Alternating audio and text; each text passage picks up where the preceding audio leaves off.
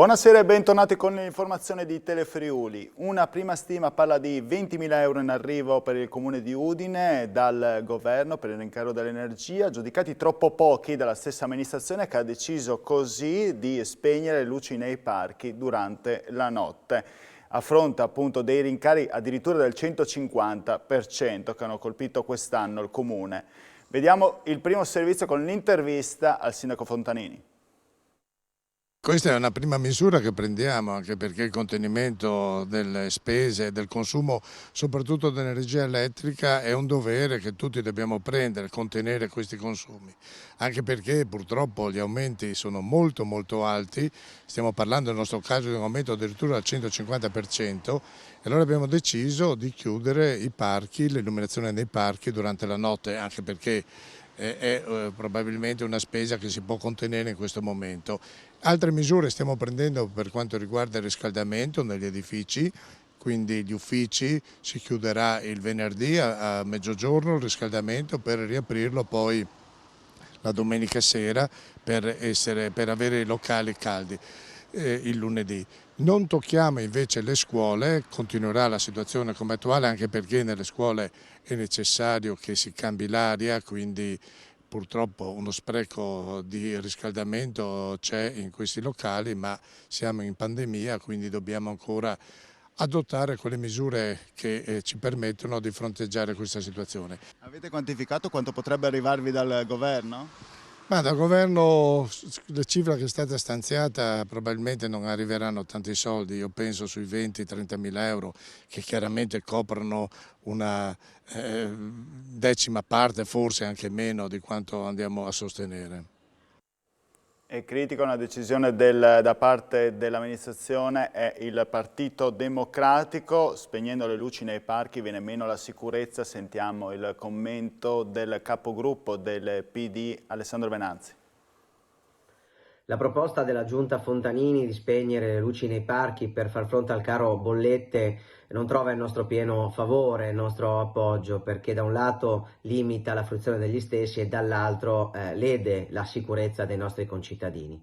La cosa che ci domandiamo è perché in questi anni non è stato fatto un serio piano di efficientamento energetico che vada a migliorare la qualità dei nostri edifici pubblici e che oggi non ci farebbe trovare in questa situazione. Bisogna fare una seria programmazione della qualità dei servizi del patrimonio pubblico della città e non limitarsi a interventi spot come sono questi che di fatto non risolvono il problema. L'ultimo episodio che io ricordo che andava in questo senso era nel 2015, quando vennero sostituiti interamente tutti i lampioni con un'illuminazione a LED che fece risparmiare alla città, e quella volta non c'era il caro bollette, 2 milioni di euro all'anno. Ecco, interventi simili andrebbero programmati per tempo e non arrivare a questo punto correndo ai ripari, limitandosi a spegnere la luce e a nulla più.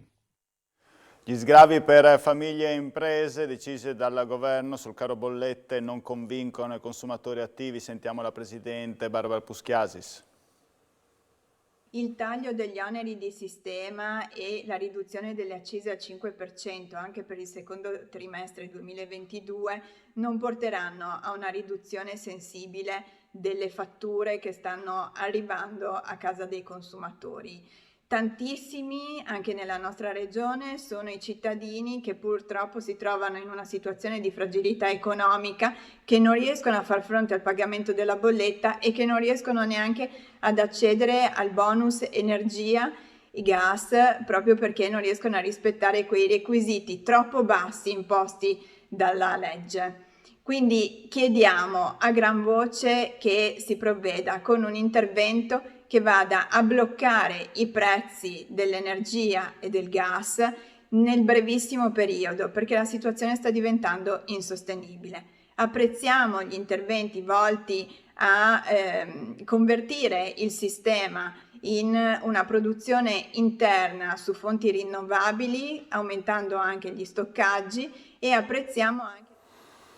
Prezzo del latte fermo da 40 anni a 40 centesimi al litro, bollette aumentate del 50% in un anno, il sistema degli allevatori non regge più, allora siamo andati in una stalla, in un'azienda, per capire quale potrebbe essere il futuro di questo comparto. Graziano Zanello, qual è la situazione degli allevatori attualmente? Purtroppo è una situazione difficile visto il caro prezzi dell'energia, delle materie prime, dei pezzi di ricambio e quant'altro. Quanto sono aumentate le bollette? 40-50%. Io ho controllato quella del gas, è praticamente più che raddoppiata. Il prezzo del latte da quant'è che è rimasto attuale e quanto viene? Bel tema, il prezzo del latte, se andiamo a vedere bene i numeri, è 40 anni che è fermo. Cosa potete fare a questo punto voi? Beh, siamo in Friuli. Friuli è una bella terra, ha delle ottime possibilità, peculiarità, vanno sfruttate, quindi trasformare, fare prodotti di eccellenza e andare ad aggredire il mercato sulla qualità, dove ci sono clienti che possono pagare. La Regione o lo Stato possono intervenire per venirvi in aiuto, perché il vostro è un caso, ma ci sono tanti allevatori magari che non riescono a modernizzare in maniera così velocemente. Assolutamente sì, lo Stato può fare tantissimo, anche la Regione, oltre che i finanziamenti, però in particolar modo può fare delle politiche, non solo per spingere le aziende o certe cooperative anche a trasformare, ma anche a pubblicizzare e commercializzare nel mondo i prodotti della nostra terra, che può essere veramente la chiave di svolta di questo settore. C'è quindi uno futuro, non siete completamente disperati da un certo punto di vista? Guai ad esserlo, il futuro c'è, soprattutto per le nuove generazioni. Magari non per tutti, però insomma siamo fiduciosi. Voltiamo pagina, parliamo dell'emergenza sanitaria, 925 contagi riscontrati oggi, le persone ricoverate in terapia intensiva sono 21, i pazienti ospedalizzati in altri reparti calano 328, nonostante il calo generalizzato ci sono ancora 11 decessi, tra cui una donna di 49 anni di Porcia. Nei particolari oggi in Friuli Venezia Giulia su 5.803 tamponi ci sono stati 296 nuovi contagi, su 7.958 test rapidi antigenici, 629 i casi. Le persone in isolamento scendono a 24.771. E oggi nella loggia del municipio di Pordenone, sindaco e vice sindaco hanno consegnato attestati di riconoscimento ai volontari che si sono prodigati nell'attività di gestione dell'emergenza epidemiologica da Covid-19. Ci dice tutto Alberto Comisso. Gli angeli della pandemia sono gli oltre 120 volontari tra Protezione Civile, Alpini, Croce Rossa che sin dall'inizio dell'emergenza sanitaria hanno operato senza sosta a Pordenone portando aiuto ai cittadini. Questa mattina sotto la loggia del municipio, sindaco e vice sindaco hanno voluto ringraziarli durante una piccola cerimonia. Avevamo una batteria di persone ai telefoni che chiamavano le persone anziane ogni giorno per sapere come stavano, se avevano bisogno di qualcosa, il trasporto di medicinali, la fornitura di mascherine, quella della spesa, addirittura anche andare a prendere la spazzatura per i malati Covid, quindi un servizio fondamentale che senza l'apporto e la generosità di queste persone non saremmo riusciti probabilmente a compiere. Sono passati 2 anni, queste persone ogni giorno dismettevano la loro divisa da lavoro, indossavano quello da volontario della Protezione Civile e continuano a darci una mano tutt'oggi, quindi sicuramente un esempio eroico che ci ha dato una grossissima mano in questi 2 anni di difficoltà. Il ricordo più brutto, impossibile dimenticarlo. Il momento più difficile è stato quello iniziale, quando non si sapeva come muoversi, quando abbiamo iniziato a distribuire le prime mascherine che ci arrivavano a contagocce e tutti volevano le mascherine giustamente, però quello avevamo e abbiamo cercato sempre di distribuirle più velocemente possibile per riuscire a rispondere insomma, velocemente con la popolazione. Ci trasferiamo a San Daniele dove il consorzio del prosciutto segue con attenzione le opere ipotizzate per il medio corso del fiume Tagliamento previste dal recente piano per la gestione dei rischi alluvionali e ribadendo la propria posizione contraria in riferimento al progetto sulla messa in sicurezza del basso corso tramite la costruzione di una traversa all'altezza della stretta di Pinzano, come si legge in una nota del consorzio.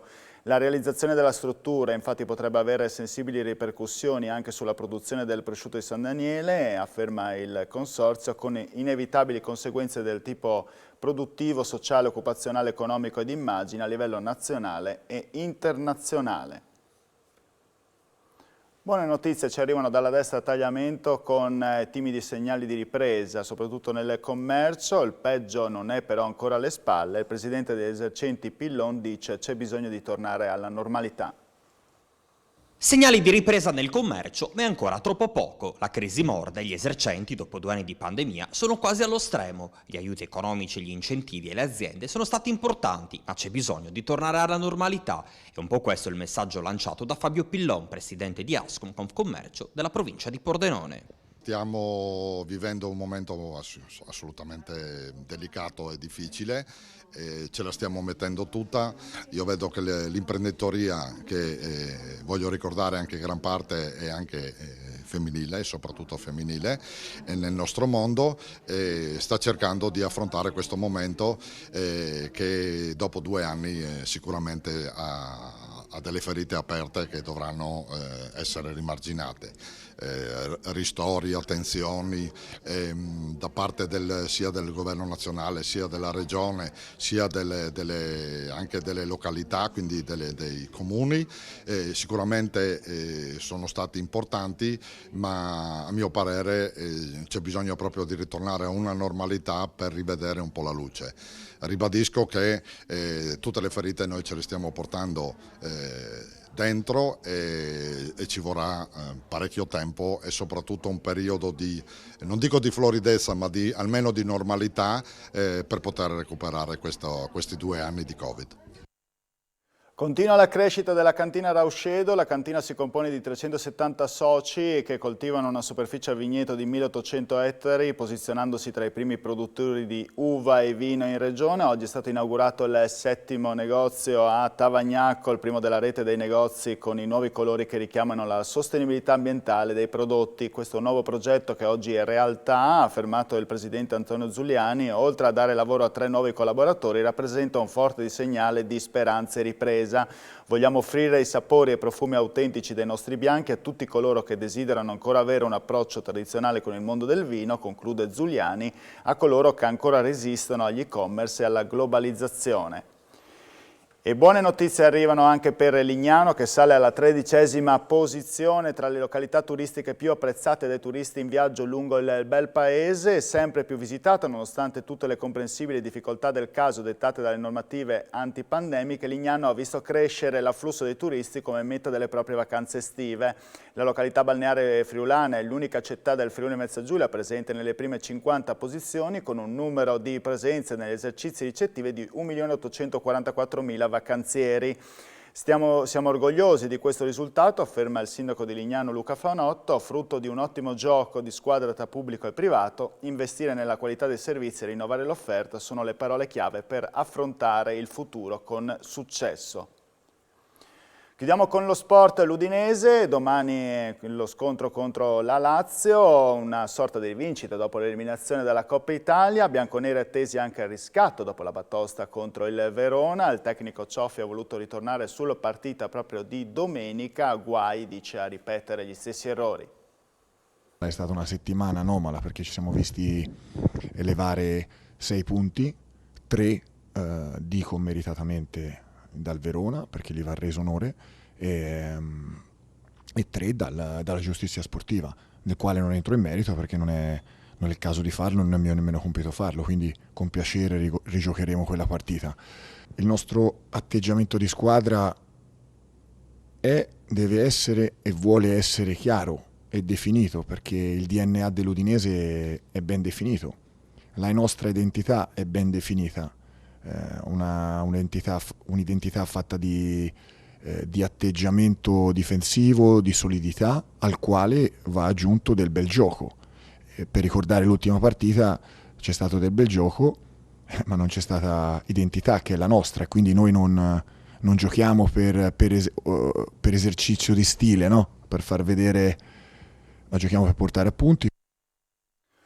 Non ci sono altre notizie, vi ringrazio per la vostra cortese attenzione, vi auguro buona serata, arrivederci.